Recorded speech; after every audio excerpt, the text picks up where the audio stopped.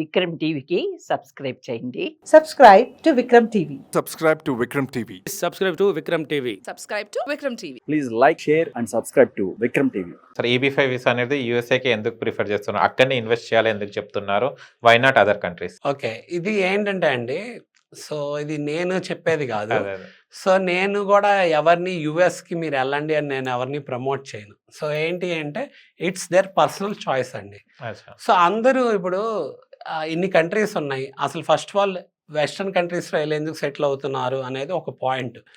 ఎందుకంటే మంచి life style ఉంటుంది, ఎక్కువ శాలరీ ఉంటుంది, బాగుంటుంది, అక్కడ ఆర్గనైజ్డ్గా ఉంటుంది, సిస్టమేటిక్గా ఉంటుంది అని చెప్పి వెళ్ళి ఆస్ట్రేలియా, కెనడా, యూఎస్ లేకపోతే యూకే వైపు చూస్తున్నారు మనాళ్ళు. డెఫినెట్గా అబ్రాడ్ వెళ్ళి సెటిల్ అవుతున్నారు.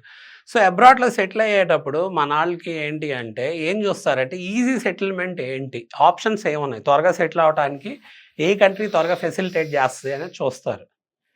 నెక్స్ట్ ఇంకోటి ఏంటంటే opportunities, job opportunities, job market ఎక్కడ ఎక్కువ ఉంది అనేది చూస్తారు.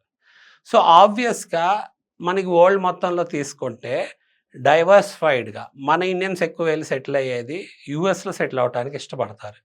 ఎందుకు అంటే అక్కడ జాబ్ మార్కెట్ కానీ అక్కడ ఉన్న స్టాండర్డ్గా ఉండే పరిస్థితి కానీ చూసుకొని అక్కడ ఆప్ట్ చేస్తారు. ఈవెన్ దో అక్కడ ఏంటి అంటే వేరే కంట్రీస్ మీద అక్కడ మనం సెటిల్ అవడానికి కొంచెం ఎక్కువ టైం పట్టింది. బట్ ఏంటంటే అందరు యూఎస్ఏ ప్రిఫర్ చేస్తున్నారు. ఇప్పుడు వేరే కంట్రీస్లో లైక్ పిఆర్ అనేది పాయింట్ సిస్టమ్ ద్వారా అలా వస్తుంది అనమాట. దానికి లెట్సే ఒక 7 to 10 years పట్టొచ్చేమో వేరే కంట్రీస్లో సెటిల్ అవడానికి. బట్ యూఎస్లో ఆబ్వియస్లీ ఏంటంటే 15 to 20 years ఈజీగా పట్టిద్ది ఇంతకుముందు వెళ్ళిన వాళ్ళకి. బట్ ఇప్పుడున్న సిచ్యువేషన్లో అసలు గ్రీన్ కార్డ్ రావాలి అంటే it's going to take 50 to 100 years. అందుకే చాలామంది స్టూడెంట్స్ ఏంటి అంటే చదువుకోవడానికి వేరే కంట్రీస్కి కూడా వెళ్తున్నారు. బట్ ఏంటంటే యూఎస్లోనే సెటిల్ అవ్వాలి అని ఆలోచించుకునే వాళ్ళు చాలామంది ఉంటారు. ఎందుకంటే అక్కడ చాలా డిఫరెంట్గా జాబ్ మార్కెట్ అనేది నెక్స్ట్ లెవెల్లో ఉంటుందండి. ఈ EB5 వీసా అనేది ఏంటంటే డబ్బులతో ఇన్వాల్వ్ అయ్యి స్పాన్సర్ చేసే వీసా కాబట్టి మనం అంత డబ్బులు ఇన్వెస్ట్ చేస్తున్నప్పుడు డెఫినెట్గా ఒక స్టాండర్డ్ కంట్రీలోనే, ఒక ఎకానమీ స్టేబుల్గా ఉన్న కంట్రీలోనే ఇన్వెస్ట్ చేయాలి, టాప్ కంట్రీలో ఇన్వెస్ట్ చేయాలనే చూస్తాం. అది ఆబ్వియస్లీ యూఎస్లో అనమాట. సో యూఎస్లో ఏదైతే జాబ్ మార్కెట్ ఉందో అది స్టేబుల్గా ఉంటుంది కాబట్టి డెఫినెట్గా రెసెషన్ ఇవన్నీ వస్తూ ఉంటాయి. వచ్చినప్పుడు ఏంటంటే కొంతకాలం ఉంటుంది, మళ్ళీ పోతాయి. బట్ ఈవెన్ దో ఏంటి అంటే people are preferring to move to US and settle in US అనమాట. సో అందుకనే ఏంటంటే వేరే కంట్రీస్కి ఇలాంటి EB5 లాంటి వీసా ఉన్నాయా అంటే ఉన్నాయి, లేకుండా అయితే లేవు. ఇప్పుడు దుబాయ్ గోల్డెన్ వీసా ఉంది, లేకపోతే వేరే కంట్రీస్కి, గ్రీస్కి, వేరే కంట్రీస్కి కూడా ఉన్నాయి. బట్ ఏంటి అంటే ఇంత డబ్బులు పెట్టి అక్కడికి వెళ్ళి సెటిల్ అవ్వాలి అనుకుంటుంది ఏంటి అంటే అక్కడ ఆపర్చునిటీస్ మార్కెట్ ఉండటం వల్ల. సో EB5 వీసా అనేది ఆబ్వియస్లీ ఇంత డబ్బులు పెట్టేటప్పుడు వాళ్ళు యూఎస్కే ప్రిఫర్ చేస్తారు. ఓకే, ఇది ఏ ఆస్పెక్ట్స్ మీద బేస్డ్ అయ్యి EB5 వీసా అప్రూవ్ అయింది సార్? సో EB5 వీసాకి అప్రూవల్ ఎలా ఉంటుంది అంటే మనం ఏదైతే $800,000 7 to 8 crores ఇన్వెస్ట్ చేస్తున్నామో అవి మ్యాండేటరీగా లీగల్ సోర్స్ ఆఫ్ మనీ అయి ఉండాలి, అంటే వైట్ సోర్స్ ఆఫ్ మనీ అయి ఉండాలి. వైటే, ఓకే, వైట్. సో ఆ లిక్విడేటెడ్ మనీ కూడా మనం వైట్లో లిక్విడేట్ చేసుకొని ఆ మనీని తీసుకెళ్ళి ఇన్వెస్ట్ చేయాలి. సో ఇన్వెస్ట్ చేసినప్పుడు అక్కడ ఏంటంటే మనకి ఈ ఫండ్, ఈ సోర్స్ ఆఫ్ ఫండ్స్ ఏవైతే ఉన్నాయో వీటిలో ఒక కంటిన్యూటీ ఏంటి, కనెక్టివిటీ ఏంటి, అసలు మనకి ఎలా వచ్చినాయి అంటే మన ఎర్నింగ్స్ ద్వారా వచ్చినాయా, సేవింగ్స్ ద్వారా వచ్చినాయా, లేదా మనం ఎక్కడైనా బిజినెస్లో ఇన్వెస్ట్ చేస్తే అది ప్రాఫిట్స్ లాగా వచ్చినాయా, లేకపోతే మనకి ఏదైనా ప్రాపర్టీ సేల్ చేస్తే వచ్చినాయా, ఇవన్నీ కూడా చూస్తాం జరిగింది. సో ఈ ఫండ్స్ అన్నీ కూడా, లేకపోతే ఎవరైనా మనకి గిఫ్ట్ ఇచ్చారా, లోన్ ఇచ్చారా, ఇవన్నీ కూడా ఏంటంటే ప్రతిదానికి డాక్యుమెంటేషన్ ఉండాలన్నమాట. సో ఈ డాక్యుమెంటేషన్ ఏంటి అంటే మనకి కనెక్టివిటీ, కంటిన్యూటీ, అసలు మనకి ఈ డబ్బులు ఎలా వచ్చినాయి, ఎక్కడి నుంచి వచ్చినాయి, ఎంత టైం పీరియడ్ నుంచి మనకి ఫామ్ అయింది, ఎస్టాబ్లిష్ అయింది ఈ లింక్ అనేది చూస్తారు అనమాట. చూసి దాన్ని బేస్ చేసుకొని ఈ EB5 రిక్వైర్మెంట్కి మనం క్వాలిఫై అవ్వటం జరిగింది.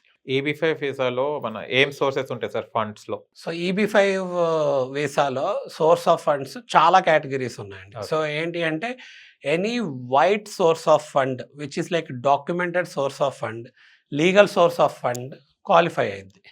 సో దాంట్లో ఏంటి అంటే మనకి ప్రాపర్టీస్ ఉన్నాయనుకోండి, ప్రాపర్టీస్ మనకు తెలుసు కదా, పార్టీషన్ ద్వారా రావచ్చు, లేకపోతే గిఫ్ట్ ద్వారా ప్రాపర్టీస్ రావచ్చు, లేకపోతే విల్లు ద్వారా రావచ్చు, లేదా మనకి ఇన్హెరిటెన్స్ ఆర్ ఆ. సక్సెషన్ ద్వారా రావచ్చు, లేకపోతే మొన్న కొన్న ప్రాపర్టీస్ అవ్వచ్చు. ఏవైనా సరే ప్రాపర్టీస్ మనకి ఎలా వచ్చినాయి అనేది మనకి డాక్యుమెంటేషన్ ఉండాలి. అసలు ఇప్పుడు మనం ఒక ప్రాపర్టీ కొన్నామనుకోండి, ఎలా కొన్నాము, మనకి ఎర్నింగ్స్ ఎక్కడి నుంచి వచ్చినాయి అనేది కూడా అది కొంతకాలంకి టైం లైన్ చూపియాలన్నమాట. ఒకవేళ ఎక్కువ టైం లైన్ ఉందనుకోండి మనకి అడ్వాంటేజ్ అనమాట. సో దానికి ఏంటంటే దాని కంటిన్యూటీ, అంటే లైక్ లెట్స్ నా దగ్గర ప్రాపర్టీ లాస్ట్ 20 ఇయర్స్ నుంచో, లేకపోతే 15 ఇయర్స్ నుంచో, లేకపోతే 40 ఇయర్స్ నుంచో ఉందనుకోండి. సో దానికి ఏంటి లింక్ ఎక్కువ ఉన్నట్టు. ఓకే. సో దాని మీద ఏంటి అంటే ఆ సోర్స్ ఆఫ్ ఫండ్ క్వాలిఫై అవడానికి సో డెఫినెట్గా క్వాలిఫై అయ్యింది. ఆ క్వాలిఫై అవడానికి మనకి ఎస్టాబ్లిష్ చేయాల్సింది ఏదైతే డాక్యుమెంటేషన్ ఉందో అది తగ్గే అవకాశం ఉంటుంది. సో నెక్స్ట్ వచ్చేసి లోన్ ఉంటుందండి. లోన్ కూడా మనం ఏంటంటే సెక్యూర్డ్ లోను, అన్సెక్యూర్డ్ లోను, అలానే అన్రిస్ట్రిక్టెడ్ లోన్. అంటే ఏంటంటే లోన్ దేనికైనా వాడుకునేటట్టు. పర్సనల్ లోన్లో ఇప్పుడు మనకి లోన్స్ డిఫరెంట్ కేటగిరీస్ కింద తీసుకుంటారు. ఇప్పుడు ఏంటంటే ఈ లోను మనం ఈ పర్పస్కి EB-5 కింద వాడుకోవడానికి అన్రిస్ట్రిక్టెడ్ లోన్గా క్లాసిఫై అయితే అలాంటిది కూడా అప్రూవ్ అయ్యింది డాక్యుమెంటేషన్. నెక్స్ట్ ఏంటంటే ఎవరైనా గిఫ్ట్ కూడా చేయొచ్చు మనకి డబ్బులు.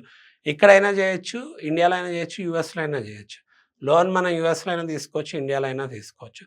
సో ఈ category of swords of money ఏవైనా వైట్గా డాక్యుమెంటెడ్గా ఉంటే అన్ని సోర్సెస్ క్వాలిఫై అవుతాయి. అవన్నిటికీ కూడా మేము గైడ్ చేయడం జరిగింది మళ్ళీ గ్లోబల్ అనేది. ఓకే.